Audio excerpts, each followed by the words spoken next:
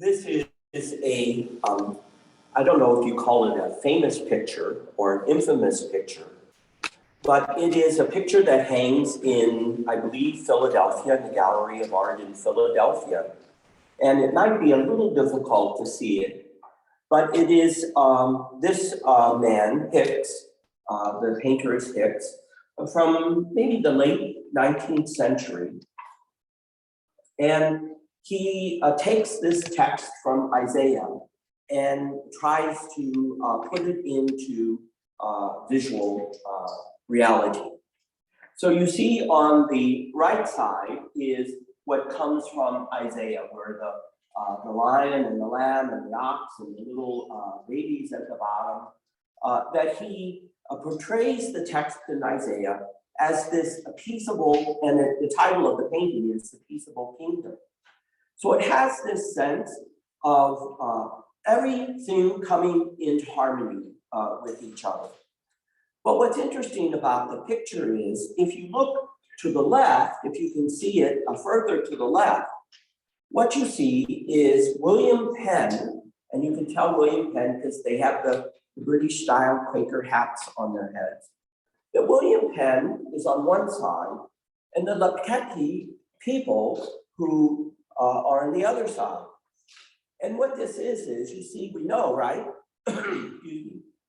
We know that when the colonizers came to the New World, the people already lived here. There were many, many peoples. In fact, the Native American tribes of the Northeast in particular had a very strong political system, a very strong democratic political system. And so it wasn't a virgin territory where no one lived. The Native peoples had lived here for thousands and thousands of years, albeit compared to European culture, it was not as developed per se. We tend to say more primitive. Well, primitive, relatively speaking, right? Primitive for the Europeans, but well developed for the native peoples. And you can go through all the way through the Southwest, right? We know here in the Southwest, the Pueblo peoples. The peoples lived in Acoma Pueblo for thousands of years. So they had a very well-developed civilization, culture, tradition, a rich religious tradition. But in any event, so what Hicks does is portray on one side this future vision that Isaiah is picturing. Excuse me. And it is intended for Isaiah in the future. The future in the sense that, again, when the Israelites come back from exile, they expect everything's going to be hunky-dory, and it's not. In fact, it keeps getting worse. You hear a little bit of it in the text, right? That from when we get to this point, whatever that is, that now remember, this is spoken to people who have come back from exile at the behest of Cyrus the Great, king of Persia, but now they're under the Persian Empire. They're free from the Babylonian Empire, but now they're under the Persian Empire. And all the crops that they grow and all the things they produce have to go to Persia.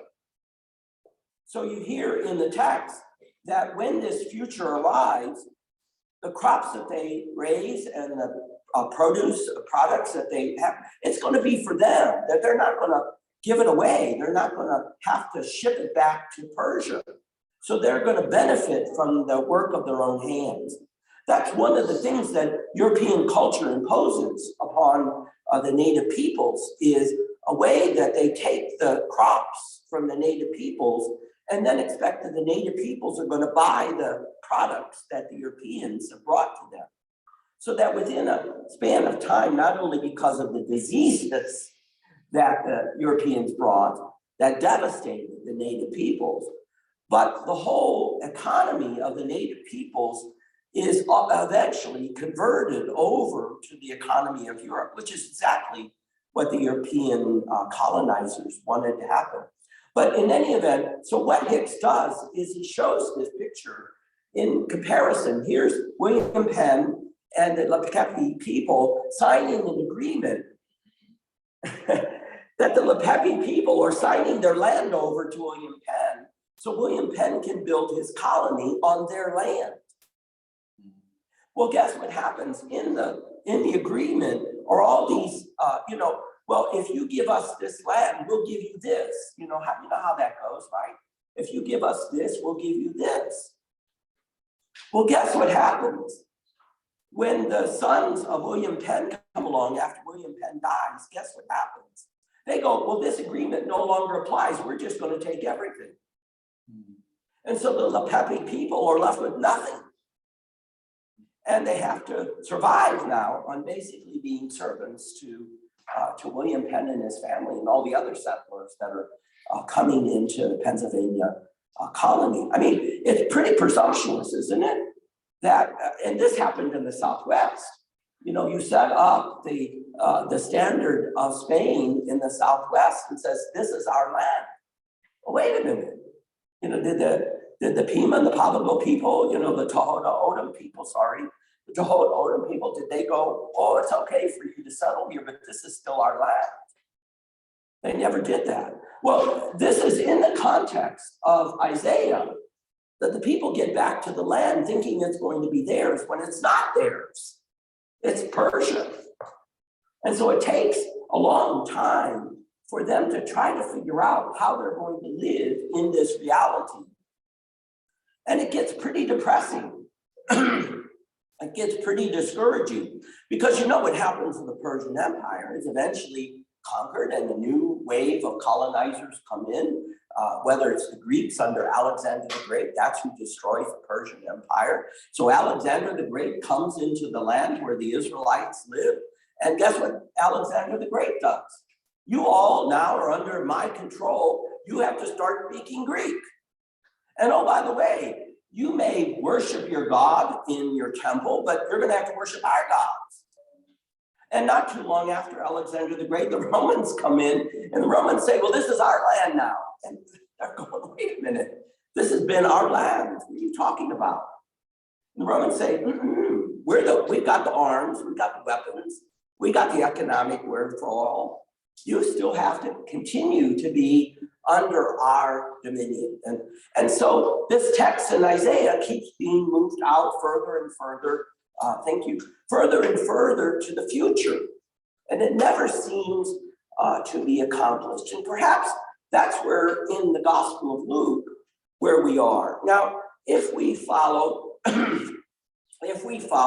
what scholars suggest, again, this just a little technical thing. This is if you ever get on Jeopardy, sometimes the question does come up on Jeopardy. Like the scholars suggest that the Gospel of Mark is the first gospel to come fully together as a narrative around about 61, 62 in the Common Era, right in the period of time when the Jews were able to basically push the Romans back to the coast.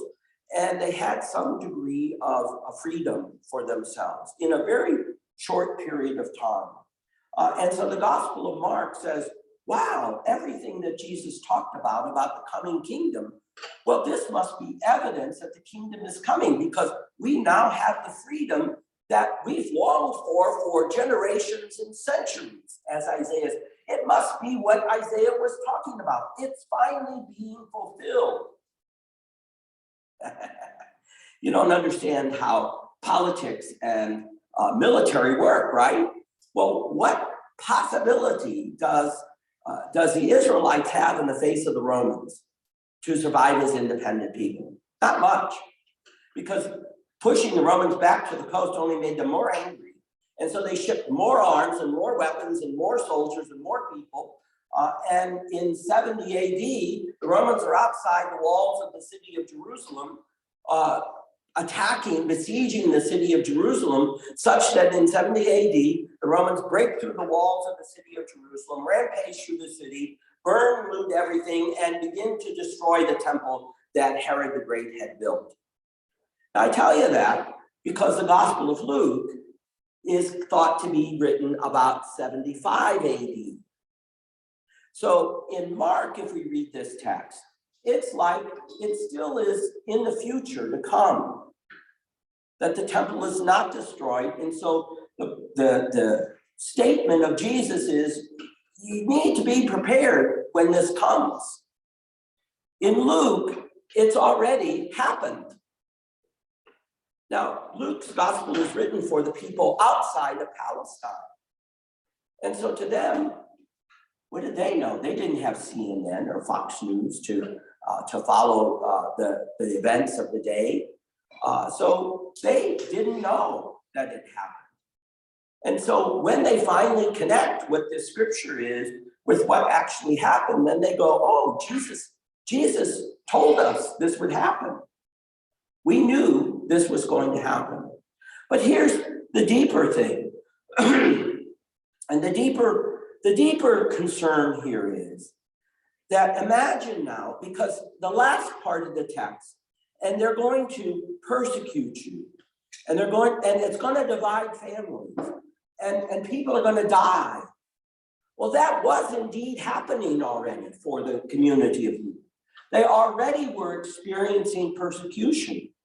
And so now you've got the challenge, the tension between a future reality that is going to be wonderful, this future kingdom that Jesus has been saying, the reign of God, it's going to heal people and make people strong, and we're not going to be oppressed anymore. And it just seems like such an ideal in the sky when faced with the struggle of the community of Luke, where it's all coming apart at the end. It's coming apart.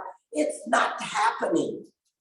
That the reign of God is not being established. We're not peaceful people. All of that high in the sky rhetoric of Isaiah just isn't going to happen. And so in the midst of their struggle, in the midst of this terribly destructive upheaval of their lives, and here I'm kind of exaggerating. And I say exaggerating because we all know, right? We all know that when we're in the midst of a terrible place, it does seem like the end of the world has come. I used to teach for this text that, this thing, like there'll be signs in the heavens, there'll be plagues of locusts, and there'll be earthquakes, and there'll be all of this going on. And people go, just read the news. All of this is going on. Isn't this a sign of the end times? And I to be honest with you, some of those false teachers that stand up in pulpits today preaching, Christian nationalism are indeed some of those false teachers that Jesus is making a mention of.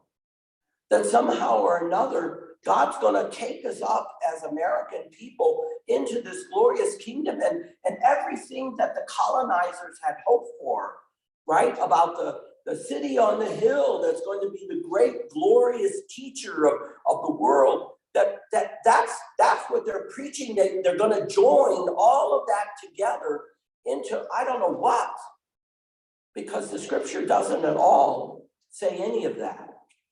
So here's how I taught the idea, of signs of heavens, earthquake. Isn't that all? And there are periodically stories of locusts plaguing across North Africa.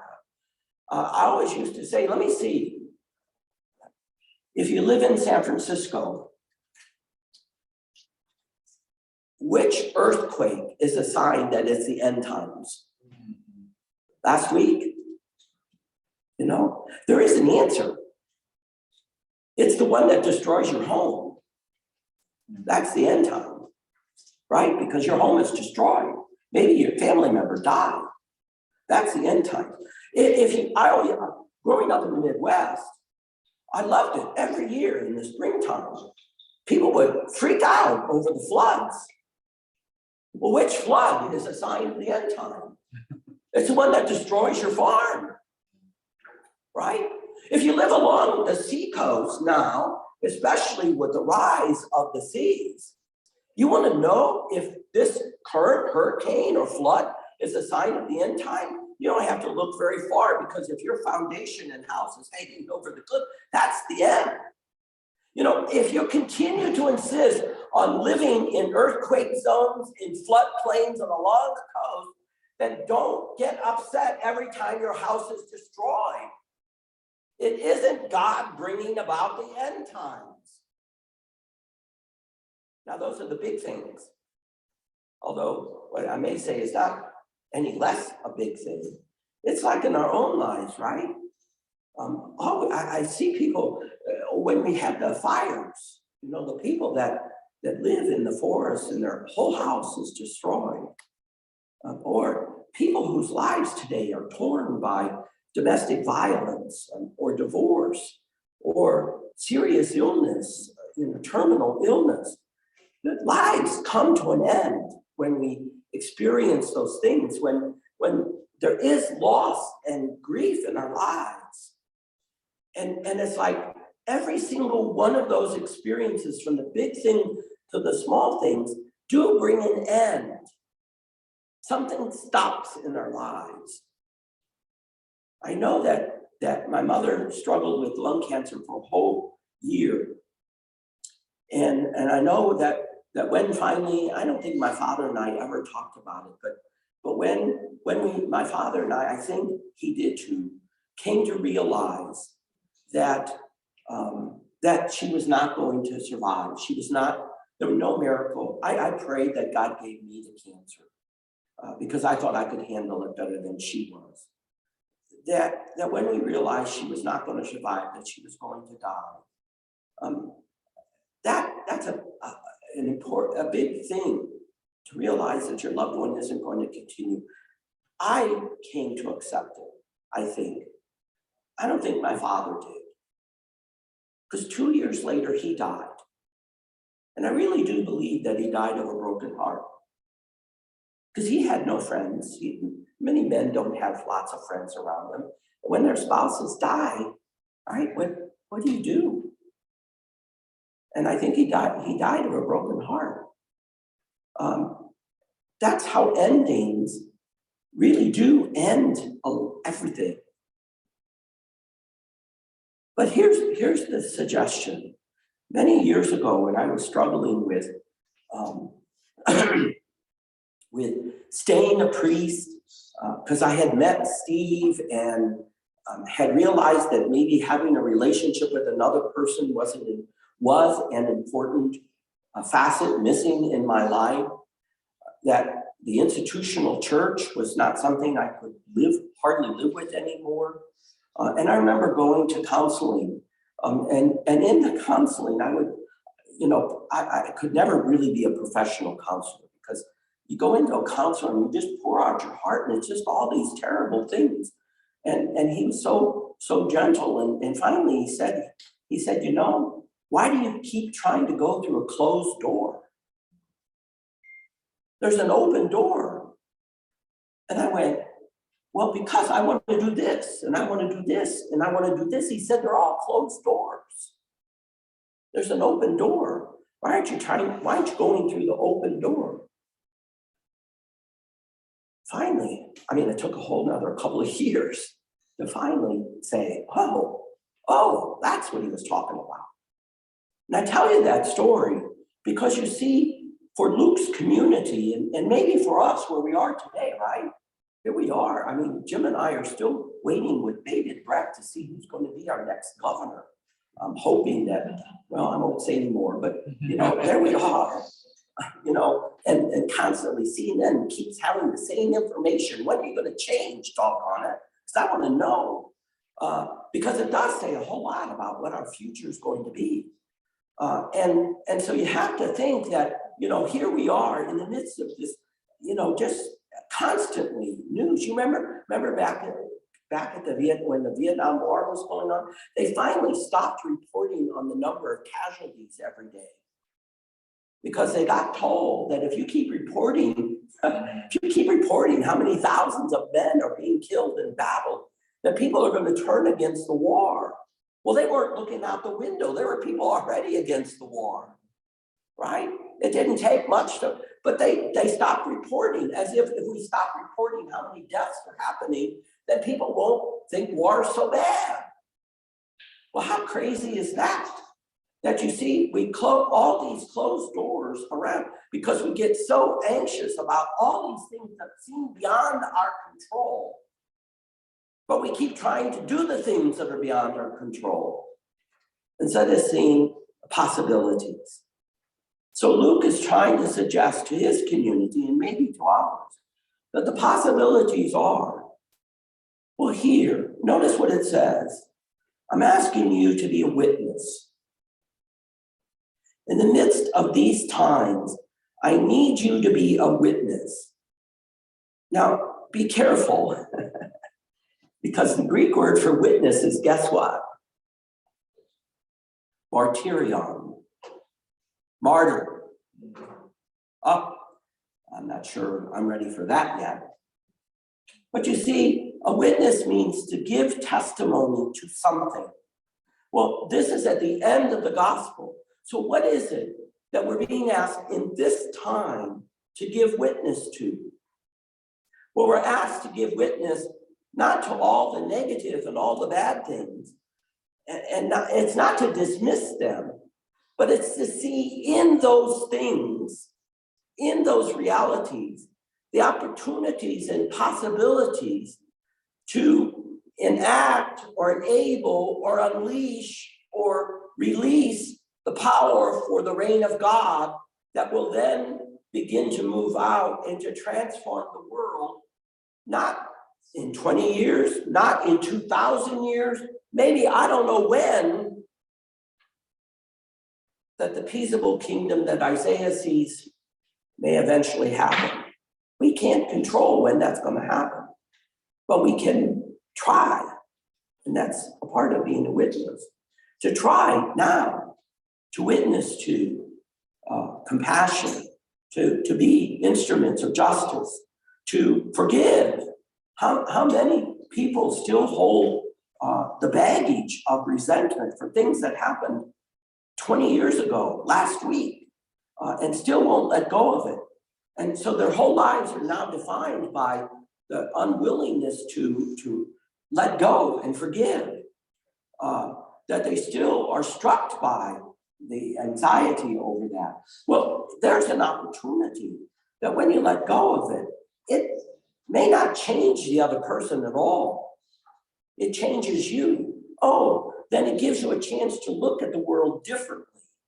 Instead of through the lens of anger and resentment, now it goes, oh, wow, you know, how many of us, I've had to let go of friends that I thought were my best friends because I just can't be around them anymore because of whatever. I had friends that when I would come home, I would be so angry and upset at them. And I said, I can't do this anymore. And I just had to let go of them. I didn't tell them that. They didn't tell me that they let go of me. What we did, and that's how it is. But wow, I found many more friends who supported me and encouraged me, and were with me, and Steve. Wow, see, if I would have been trying to hold on to them, I would have never met other people. You see, that became an opportunity. So to be a witness means to look for the opportunities, even in the midst of all of this terrible stuff that goes on, to find opportunities to do what we know we need to do to begin to transform the world into the reign of God. That's the invitation. And the last line of the scripture of the gospel, by your endurance, meaning, wow, I'm not sure I like that word. Because just to endure something doesn't mean that you're really transforming. But maybe the better word is perseverance. Perseverance and endurance are about the same. You just persevere, and you just, shake it off when it stops you. Or to keep, the idea is to keep going forward, keep going towards whatever goal it might be out there. For Christians, the goal is the reign of God. Whether we transform anything in this world, all the better. If we do, doesn't matter in a sense. Well, it does matter because lives will be touched, people will be healed, people will be lifted up. That's what matters. And that's what we have to persevere in witnessing for and to, that the reign of God means everything to those who are looking for it.